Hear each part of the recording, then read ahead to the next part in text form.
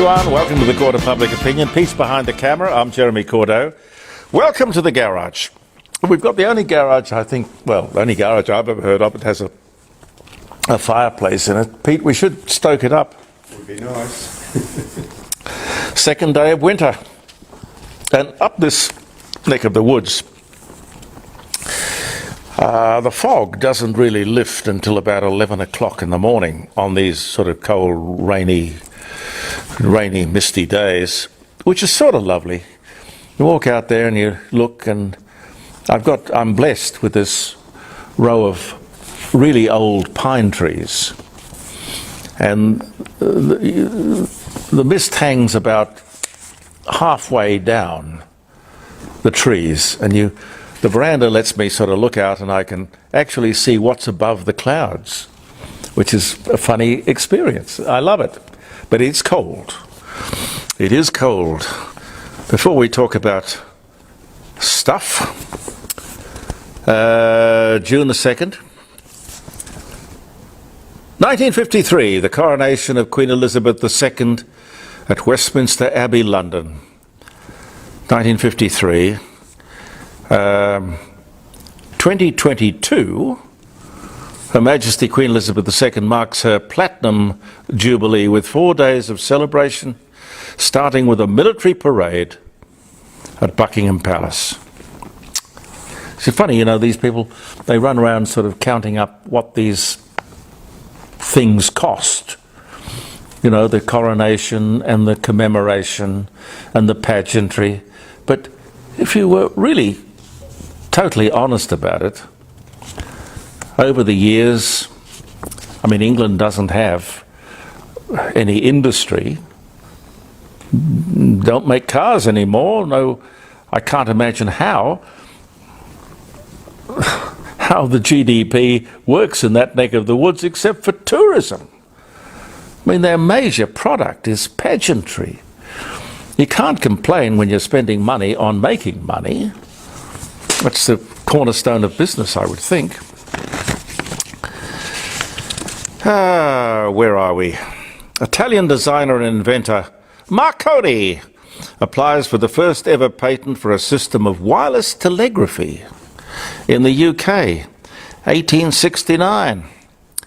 Switzerland officially enters the global recession. That was 2009. That was the global financial crisis, or whatever they called it. Alexander Graham Bell makes his first sound transmission in 1875. Rex Harrison dies. He died of cancer in 1982. In 1990, the great stylish Rex Harrison. The Marquis de Sade, French philosopher and writer, and where the words sadism and sadist are derived. Born in Paris, 1740, dies in 1814. Jerry Mathis from Sioux City, Iowa. Pete, do you know who that is? Well, the singer? No, Jerry Mathis. No. He was the Beaver. Oh, okay. In Leave It to Beaver. Leave It to Beaver. 1948 he was born. Alfred Deakin becomes Prime Minister of Australia for the third time. 1909, Johnny Weissmuller, the Romanian-American actor Tarzan. He was also an Olympic swimmer, I think, from memory. Won 9 or 10 gold medals. Anyway, he was born in what is now called Romania, but it was 1904. The Australian aircraft carrier HMAS Melbourne slices US destroyer USS Frank E. Evans in half, killing 74 people. 1969. Now, what was the captain's name? I remember interviewing him. They gave him a terrible time. I think his name was Stevens. I'll look it up. I think his name was Stevens. Jury in the defamation case brought by Johnny Depp against his ex-wife Amber Heard awards Depp $15 million in damages and compensation. Poor little petal. And Heard got $2 million in damages in Fairfax, Virginia on this day in 2022. It's interesting to know how the other half lives, isn't it? Peter Sutcliffe, English murderer of 13 women, the Yorkshire Ripper, born in England, died in 2020, born 1946. Anyway, some of the things for which we remember this lovely day. Lovely, lovely day. I'd like to pause for a moment to remember, apart from anything else, this great artist. His name was John Olsen, a brilliant artist, a name and a talent. Now, I don't pretend to understand modern art. I don't, and I wouldn't buy it, because I just would be perplexed by it and worried that really it was just a whole lot of nonsense, and people get intimidated into thinking that something they can't understand is incredibly important. Well, look, as I say, I don't pretend to understand it, but I do respect the man. He was a marvellous man. They marked his fantastic life by displaying his paintings, his major paintings, which are everywhere in some of the big important public buildings in Australia, but they displayed a lot of his work on the Opera House sales. And he would have loved that. He lived here in Adelaide for quite a while. I met him a few times. When the Prime Minister of India visited, the Prime Minister celebrated that occasion by putting one of those wonderful vivid displays on the Opera House sales. Wonderful and appropriate. It interests me, however, that upon the coronation of His Majesty the King, King Charles III, the Prime Minister would not permit or allow the occasion to be marked similarly with a display on the Opera House sales. Now, if that is true, I think that's nasty. Sorry, I think that's nasty. And I don't think the Prime Minister would be a hypocrite for doing that. He's not a monarchist, he is a Republican. That's fine.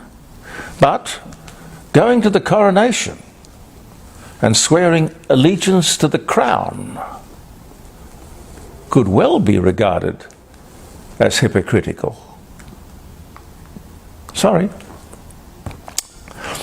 Do you remember we were talking about this business of chance the other day? You know, the being in the right place at the right time kind of thing, grab the opportunity. Here's another one of those stories, and it's kind of topical. Years ago, David Koch and I worked at 2GB. He's just announced that after 25 years, I think it is, fronting the Today, no, what was it? Not Today? Sunrise. Sunrise, yeah. Yes, it's a long time to get up at, well, to do that show properly, you'd have to get up at about 2 o'clock in the morning, I would think. But he and I worked together at 2GB. He was doing breakfast and I was doing morning. And it was a strange time at 2GB. The great 2GB found itself owned by the Wesley Mission. Our boss was the moderator of the Wesley Mission. Now, this was a very august talk radio station that doesn't need a moderator, it needs the exact opposite. Talk radio is about risk and controversy and opinion, not moderation. Anyway, David and I left 2GB about the same time. I came back to Adelaide to run my radio stations. I don't have to, when I think back about that, when I said it, it popped into my mind. I didn't really have to run the radio stations because I had a great staff. They really made it very easy for me. I had the best staff. But anyway, David went off as a freelance journalist, part-time at Channel 7, I think, at that time. They were just starting up a breakfast show, Sunrise, as we said. Chris Reason was the star of the show, as I remember. It was 2 or 3 weeks into the program when Chris was diagnosed with blood cancer. David stood in. He was the finance reporter, stood in, and Chris never returned to the top job. Chris Reason is still with Seven as a reporter, I think, but he never got a crack at stardom ever again. There's an old show business saying, you know, don't get sick and don't go on holidays because your stand-in will either do your show badly and you'll lose your audience, or he will do it brilliantly and you'll lose your job. It's usually how it works. But again, I think it's sort of the lottery of life, isn't it? An interesting story about a stolen car popped up on television the other night. Interesting because the car was retrieved very quickly. It had a cheap tracking device in it when it was retrieved, along with the thief. They got him. It's a great idea and a simple one that I thought was worth mentioning in the court of public opinion. A simple, cheap tracking device fitted to every car would put an end to car theft, wouldn't it? I think. People aren't going to steal a car if you damn well know you can be tracked very quickly. The big and expensive ad campaign on primetime television, you've probably seen it, to tell children that when school's in, phones are off. I don't know what it would cost. I suppose it would be in the vicinity of $500,000, plus the creatives. Do we need to spend money to persuade kids to do what in my day would have been a simple instruction to the pupils? You will not take your phones into class. Simple. Costs nothing. Minister, get real. Or do you like spending money? I know the advertising and the media generally love government advertising. It rolls in relentlessly. You don't even have to have the salespeople going out and doing a pitch. We're the bunnies, though, frankly. Interesting that Channel 10 is running a promotion. I don't know if you've seen it, but it's a promotion for a program that seems to be keen on telling the world that Aboriginals invented the telescope.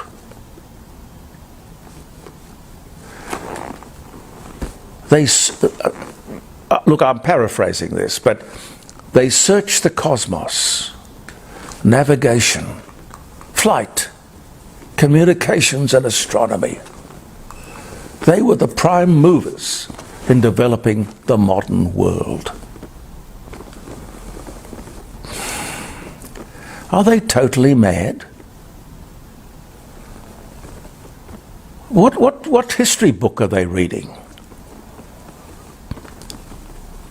Aboriginals were, as near as I can figure it, and this is not a criticism, it is an observation. They were Stone Age, a Stone Age community, happy in their subsistence way of living. They were hunters and gatherers and nomads. No crops, no farming. They never invented the wheel, gunpowder, never had a written language, never built a city or a town that I know of anyway. Anything. 60,000 years of culture, a very primitive culture. And there's nothing wrong with that. But not a forward-thinking, educated, united nation. Lots of different tribes and clans, and there's nothing wrong with that. Most of those clans, by the way, didn't get on with each other, which of course left them vulnerable to intruders or invaders. No united front. And again, that's not a criticism, it's an observation. Because when you think of the most forward-thinking, innovative people in the world, they are the people who have brought us to the brink of destruction.